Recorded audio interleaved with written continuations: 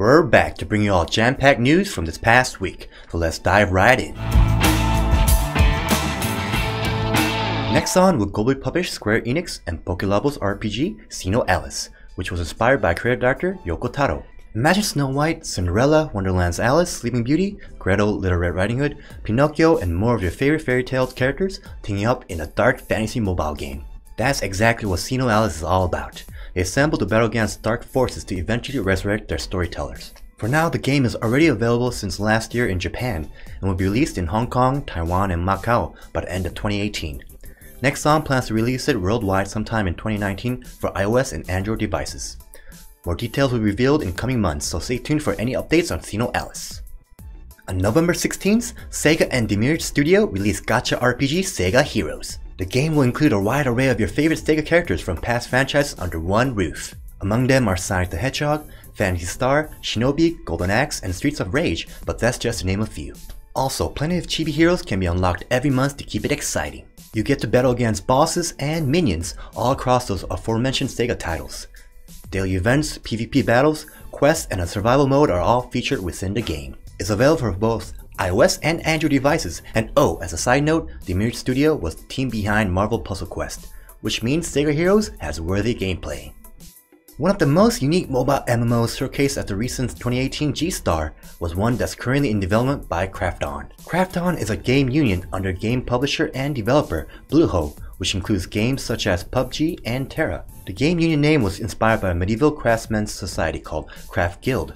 What a catchy pun intended name, eh? Krafton's upcoming mobile game goes by the name of Project BB. So far, we know that the game centers around the theme on heredity. You get to build a relationship, own a house, get married, and eventually give birth to a child that inherits mixed traits, especially noticeable through the child's odd eyes. Since Krafton's future looks promising, let's look forward to seeing this game go global soon. We'll keep you all updated on any news that pertains to Project BB.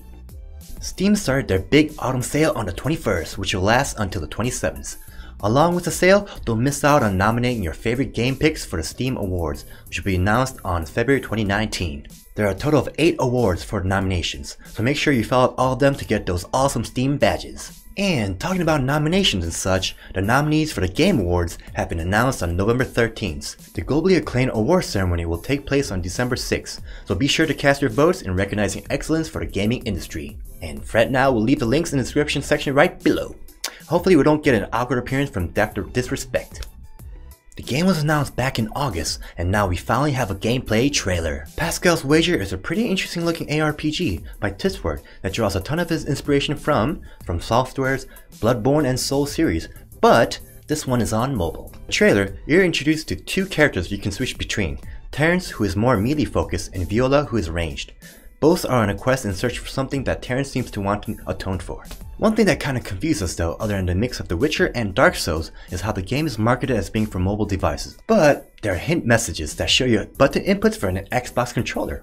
We haven't heard any news of it landing on consoles, but it shouldn't be something that comes out of left field, seeing that they had a playable demo of the game at E3 this year, with one person playing on a phone and another player using a controller. We'll inform you all more when the game hits closed beta. Hopefully we'll get in. This next game is from some of the former SimCity developers. It's called 4 Stars, and you can definitely see the slight city building influences here. It's a next generation mobile game where players can create and customize their own fortress, including a throne room that needs to be protected.